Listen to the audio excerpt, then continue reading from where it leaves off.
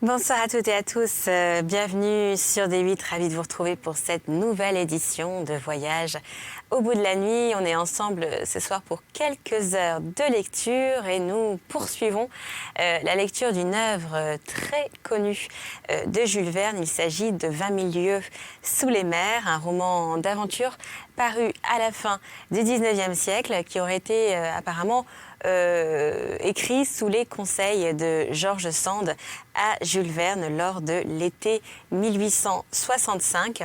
L'histoire retrace en fait les aventures d'un personnage, donc le personnage principal de l'histoire qui s'appelle Pierre Aronnax, un professeur d'histoire naturelle au Muséum de Paris qui en fait va faire la découverte d'une bête monstrueuse, très rapide, phosphorescente, une sorte de monstre sous-marin qui serait à l'origine de plusieurs naufrages puisqu'il dispose d'une force colossale qui lui permettrait de briser le bois des navires. Alors tout ça est assez énigmatique et Pierre et son complice, donc le capitaine Farragut, sont en train de commencer leurs investigations pour essayer de parvenir à élucider le mystère, mais également d'essayer de capturer l'énigmatique monstre marin.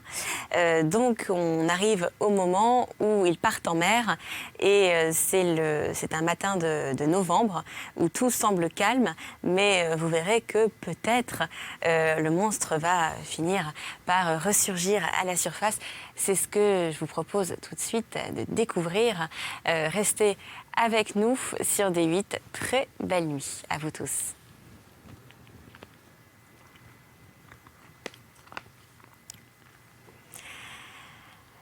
En observant Conseil, je constatai que ce brave garçon subissait tant soit peu l'influence générale. Du moins, je le crus ainsi. Peut-être pour la première fois, ses nerfs vibraient-ils sous l'action d'un sentiment de curiosité. « Allons, Conseil, lui dis-je, voilà une dernière occasion d'empocher 2000 $. Que monsieur me permette de lui dire, répondit Conseil, que je n'ai jamais compté sur cette prime et le gouvernement de l'Union pouvait promettre 200 000 $, il n'en aurait pas été plus pauvre. Tu as raison, Conseil, c'est une sotte affaire. Après tout, et dans laquelle nous nous sommes lancés trop légèrement. Que de temps perdu, que d'émotions inutiles. Depuis 6 mois déjà, nous serions rentrés en France. Dans le petit appartement de monsieur, répliqua Conseil, dans le muséum de monsieur, j'aurais déjà classé les fossiles de monsieur et le barbiroussa de monsieur serait installé dans sa cage du jardin des plantes. Il attirerait tous les curieux de la capitale. Comme tu dis, Conseil. Et sans compter, j'imagine que l'on se moquera de monsieur. Et faut-il le dire?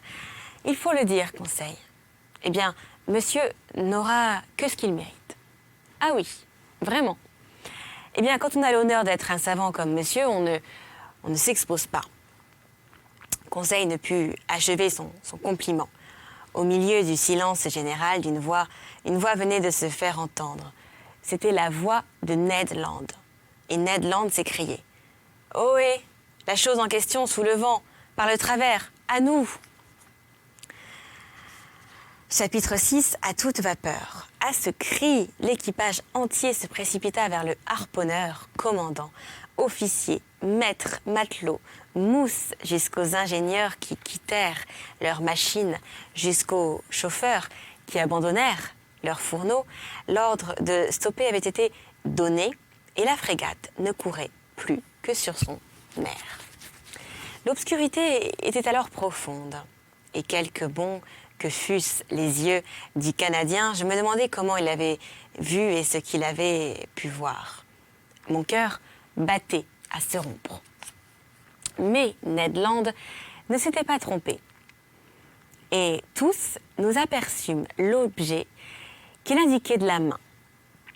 À 2 encablures de l'Abraham Lincoln et de sa hanche de tribord, la mer semblait être illuminée. Par-dessous, ce n'était point un simple phénomène de phosphorescence et l'on ne pouvait s'y tromper. Le monstre, immergé à quelques toises de la surface des eaux, projetait cet éclat très intense mais inexplicable que mentionnaient les rapports de plusieurs capitaines. Cette magnifique irradiation devait être produite par un agent d'une grande puissance éclairante. La partie lumineuse décrivait sur la mer un immense ovale très allongé, au centre duquel se condensait un foyer ardent dont l'insoutenable éclat s'éteignait par dégradations successives. « Ce n'est qu'une agglomération de molécules phosphorescentes », s'écria l'un des officiers. « Non, monsieur, répliquai-je avec conviction. Jamais les pholades ou les salpes ne produisent une si puissante lumière. Cet éclat est de nature essentiellement électrique. D'ailleurs, voyez, il se déplace, il se meurt en avant, en arrière, il s'élance sur nous. » Un cri général s'éleva de la frégate. « Silence, dit le commandant Farragut. La barre au vent, toute, machine arrière. » Les matelots se précipitèrent à la barre. Les ingénieurs à leur machine. La vapeur fut immédiatement renversée et l'Abraham Lincoln, abattant sur bâbord, décrivit un demi-cercle.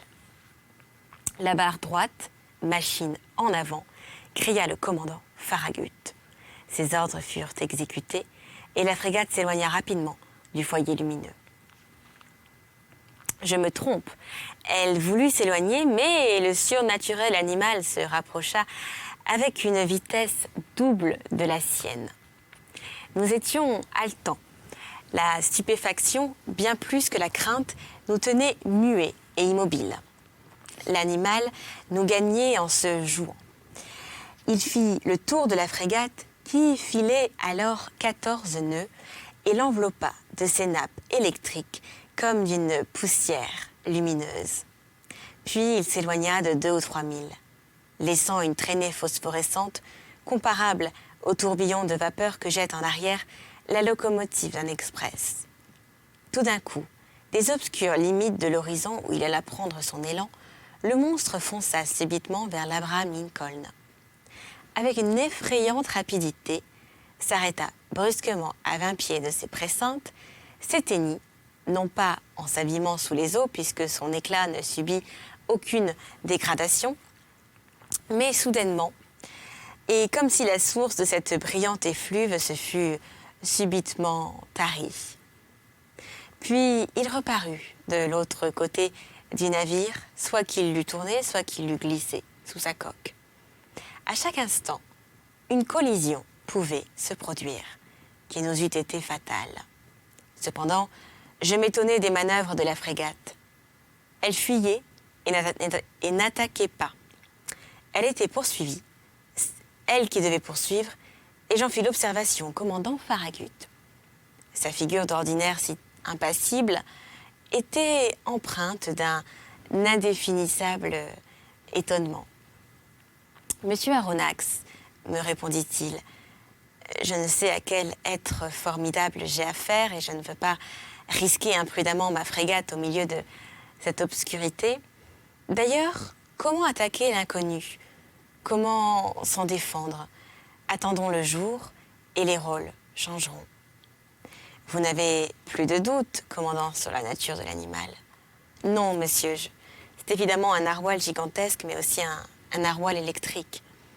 Peut-être, ajoutai-je, ne peut-on pas plus l'approcher qu'un gymnote ou une torpille? En effet, répondit le commandant, et s'il possède en lui une puissance foudroyante, c'est à coup sûr le terrible animal qui soit jamais sorti de la main du Créateur. C'est pourquoi, monsieur, je me tiendrai sur mes gardes. Tout l'équipage resta sur pied pendant la nuit. Personne ne songea à dormir. L'Abraham Lincoln, ne pouvant lutter de vitesse, avait modéré sa marche et se tenait sous petite vapeur. De son côté, le narwal, imitant la frégate, se laissait bercer au gré des lames et semblait décidé à ne point abandonner le théâtre de la lutte. Vers minuit, cependant, il disparut, ou pour employer une expression plus juste, il s'éteignit, comme un gros ver luisant. Avait-il fui? Il fallait le craindre, non pas l'espérer. Mais à 1h moins 7 minutes du matin, un sifflement assourdissant se fit entendre, semblable à celui que produit une colonne d'eau, chassés avec une extrême violence.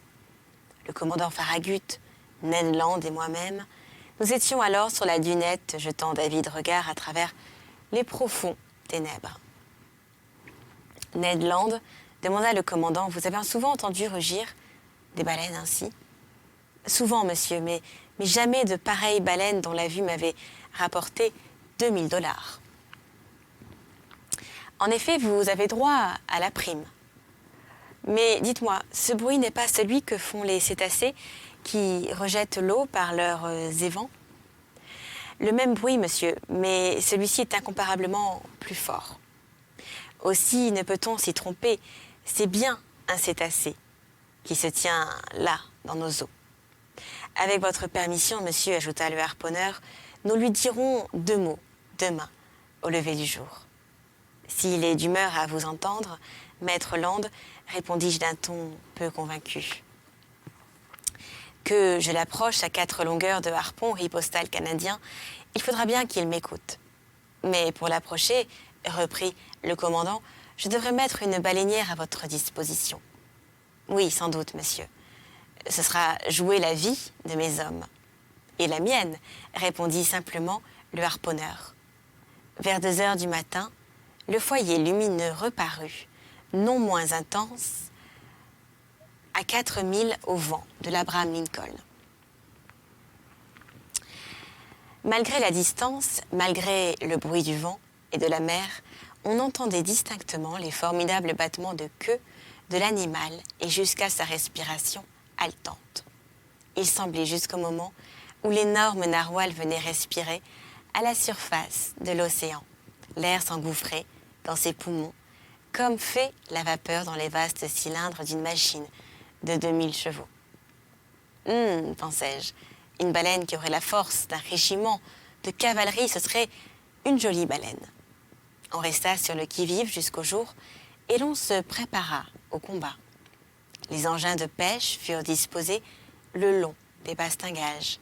Le second fit charger ses espingoles qui lancent un harpon à une distance d'1 mille et de longues canardières à balles explosives dont la blessure est mortelle, même au plus puissant des animaux. Ned Land s'était contenté d'affûter son harpon, arme terrible dans sa main. À 6 heures, l'aube commença à poindre et avec les premières lueurs de l'aurore disparut l'éclat électrique du narwal. À 7 heures, le jour était suffisamment fait, mais une brume matinale très épaisse rétrécissait l'horizon et les meilleures lorgnettes ne pouvaient la percer. De là, désappointement et colère. Je me hissai jusqu'au bar d'Artimon. Quelques officiers s'étaient déjà perchés à la tête des mâts. À 8 heures, la brume roula lourdement sur les flots et ces grosses volutes se levèrent peu à peu. L'horizon s'élargissait et se purifiait à la fois. Soudain, comme la veille, la voix de Ned Land se fit entendre. La chose en question, par bâbord derrière, dit le harponneur. Tous les regards se dirigèrent vers le point indiqué. Là, à 1 mille et demi de la frégate, un long corps noirâtre émergeait d'1 mètre au-dessus des flots. Sa queue violemment agitée produisait un remous considérable. Jamais appareil caudal ne battit la mer avec une telle puissance. Un immense sillage d'une blancheur éclatante marquait le passage de l'animal et décrivait une courbe allongée. La frégate s'approcha du cétacé. Je l'examinai en toute liberté d'esprit. Les rapports du Shannon et de l'Helvetia avaient un peu exagéré ses dimensions et j'estimais sa longueur à 250 pieds seulement. Quant à sa grosseur, je ne pouvais que difficilement l'apprécier, mais en somme, l'animal me parut être admirablement proportionné dans les 3 dimensions. Pendant que j'observais cet être phénoménal, 2 jets de vapeur et d'eau s'élancèrent de ses évents et montèrent à une hauteur de 40 mètres, ce qui me fixa sur mon mode de respiration. J'en conclus définitivement qu'il appartenait à l'embranchement des vertébrés, classe des mammifères, sous-classe des monodelphiens, groupe des pisciformes, ordre des cétacés, famille. Ici, je ne pouvais encore me prononcer. L'ordre des cétacés comprend 3 familles, les baleines, les cachalots et les dauphins. Et c'est dans cette dernière que sont rangés les narwhals. Chacune de ces familles se divise en plusieurs genres. Chaque genre en espèces, chaque espèce en variété. Variété, espèces, genre et famille ne manquaient encore. Mais je ne doutais pas de compléter ma classification avec l'aide du ciel et du commandant Farragut. L'équipage attendait impatiemment les ordres de son chef. Celui-ci, après avoir attentivement observé l'animal, fit appeler l'ingénieur. L'ingénieur accourut. « Monsieur, dit le commandant, vous avez de la pression ?»« Oui, monsieur, répondit l'ingénieur. »« Bien, forcez vos feux, et à toute vapeur. » 3 hurrahs accueillirent cet ordre. L'heure de la lutte allait sonner. Quelques instants après, les 2 cheminées de la frégate vomissaient des torrents de fumée noire, et le pont frémissait sous le tremblotement des chaudières. L'Abraham Lincoln, chassé en avant par sa puissante hélice, se dirigea droit sur l'animal. Celui-ci le laissa indifféremment s'approcher à une demi-encablure. Puis, dédaignant de plonger, il prit une petite allure de fuite et se contenta de maintenir sa distance. Cette poursuite se prolongea pendant 3 quarts d'heure environ, sans que la frégate gagnât 2 toises sur le cétacé. Il était donc évidemment qu'à marcher ainsi, on ne l'atteindrait jamais. Le commandant Farragut tordait avec rage l'épaisse touffe de poils qui foisonnait sous son menton. « Ned Land » cria-t-il. Le Canadien vint à l'ordre. « Eh bien, maître Land, demanda le commandant, me conseillez-vous encore de mettre mes embarcations à la mer ?»« Non, monsieur, répondit Ned Land, car cette bête-là ne se laissera prendre que si elle le veut bien. »« Alors, eh bien, que faire ?»« Forcez de vapeur si vous le pouvez, monsieur. Pour moi, avec votre permission, 100 ans, je vais m'installer sous les sous-barbes de Beaupré, et si nous arrivons à longueur de harpon, eh bien, je harponne. »« Allez, Ned, répondit le commandant Farragut. Ingénieur, cria-t-il, faites monter la pression. » Ned Land se rendit à son poste. Les feux furent plus activement poussés. L'hélice donna 43 tours à la minute, et la vapeur fusa par les soupapes. Le loch jeté, on constata que l'Abraham Lincoln marchait à raison de 18 5 dixièmes à l'heure. Mais le maudit animal filait aussi avec une vitesse de 18 5 dixièmes.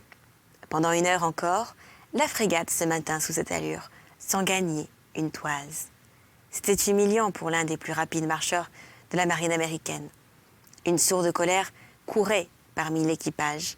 Les matelots injuriaient le monstre, qui d'ailleurs dédaignait de leur répondre. Le commandant Farragut ne se contentait plus de tordre sa barbiche, il la mordait. L'ingénieur fut encore une fois appelé. « Vous avez atteint votre maximum de pression ?» lui demanda le commandant. « Oui, monsieur, répondit l'ingénieur. « Et vos soupapes sont chargées ?»« À 6 atmosphères et demie. »« Chargez-les à 10 atmosphères. » Voilà un ordre américain. S'il s'en fut, on n'eut pas mieux de faire sur le Mississippi pour distancer une concurrence. « Conseil, dis-je à mon brave serviteur qui se trouvait près de moi, sais-tu bien que nous allons probablement sauter ?»« Comme il le plaira, monsieur, répondit Conseil. « Eh bien, je l'avouerai cette chance. Il ne me déplaisait pas de la risquer. » Les soupapes furent chargées. Le charbon s'engouffra dans les fourneaux. Les ventilateurs envoyèrent des torrents d'air sur les brasiers. La rapidité de l'Abraham Lincoln s'accrut. Ses mâts tremblaient jusque dans leurs emplantures et les tourbillons de fumée pouvaient à peine trouver passage par les cheminées trop étroites. On jeta le loch une seconde fois. « Eh bien, timonier, demanda le commandant Farragut. 19 000 3 dixièmes, monsieur. Forcez les feux. » L'ingénieur obéit. Le manomètre marqua 10 atmosphères. Mais le cétacé chauffa lui aussi, sans doute, car sans se gêner, il fila ses 19 000 et 3 dixièmes. Quelle poursuite! Non, je ne puis décrire l'émotion qui faisait vibrer tout mon être. Ned Land se tenait à son poste, le harpon à la main. Plusieurs fois, l'animal se laissa approcher. « Nous le gagnons !» s'écriait le Canadien. Puis, au moment où il se disposait à frapper, le cétacé se dérobait avec une rapidité que je ne puis estimer à moins de 30 000 à l'heure. Et même pendant notre maximum de vitesse, ne se permit-il pas de narguer la frégate en en faisant le tour. Un cri de fureur s'échappa de toutes les poitrines. À midi, nous n'étions pas plus avancés qu'à 8 heures du matin. Le commandant Farragut se décida alors à employer des moyens plus directs. « Ah, dit-il, cet animal va plus vite que l'Abraham Lincoln. Eh bien, nous allons voir s'il distancera ces boulets coniques, mettre des hommes à la pièce de l'avant. » Le canon de Gaillard fut immédiatement chargé et braqué. Le coup partit, mais le boulet passa à quelques pieds au-dessus du cétacé qui se tenait à un demi-mille. « Un autre plus adroit !»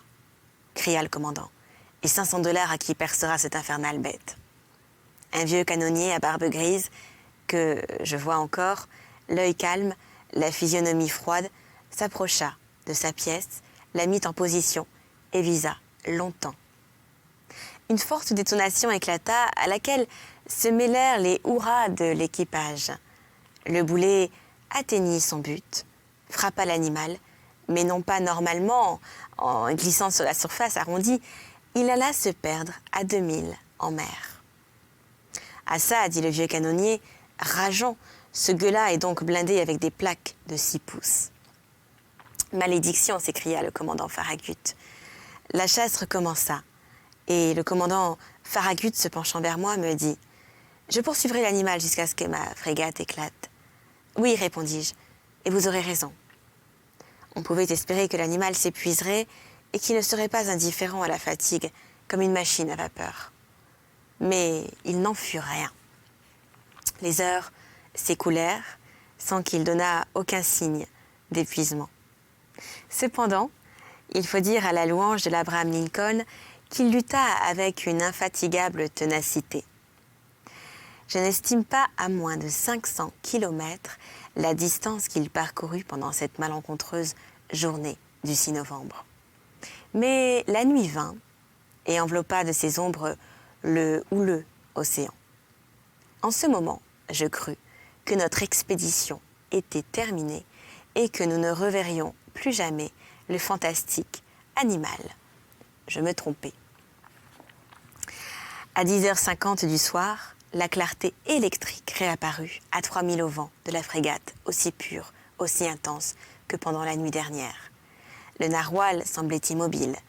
Peut-être, fatigué de sa journée, dormait-il, se laissant aller à l'ondulation des lames. Il y avait là une chance dont le commandant Farragut résolut de profiter. Il donna des ordres, l'Abraham Lincoln fut tenu sous petite vapeur et s'avança prudemment pour ne pas éveiller son adversaire. Il n'est pas rare de rencontrer en plein océan des baleines profondément endormies que l'on attaque alors avec succès, et Ned Land en avait harponné plus d'une pendant son sommeil. La frégate s'approcha sans bruit, stoppa à 2 encablures de l'animal et courut sur son air. On ne respirait plus à bord. Un silence profond régnait sur le pont. Nous n'étions pas à 100 pieds du foyer ardent dont l'éclat grandissait et éblouissait nos yeux. Alors, Pierre Aronnax et son équipe parviendront-ils à capturer le monstre marin ? Eh bien, c'est ce que vous découvrirez prochainement lors d'un nouvel épisode.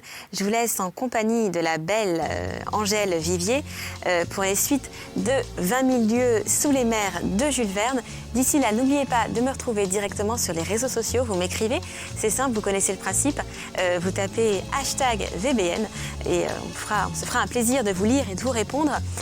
D'ici là, eh bien, passez un bel été, de belles vacances et on se retrouve très bientôt pour une prochaine lecture sur Des 8.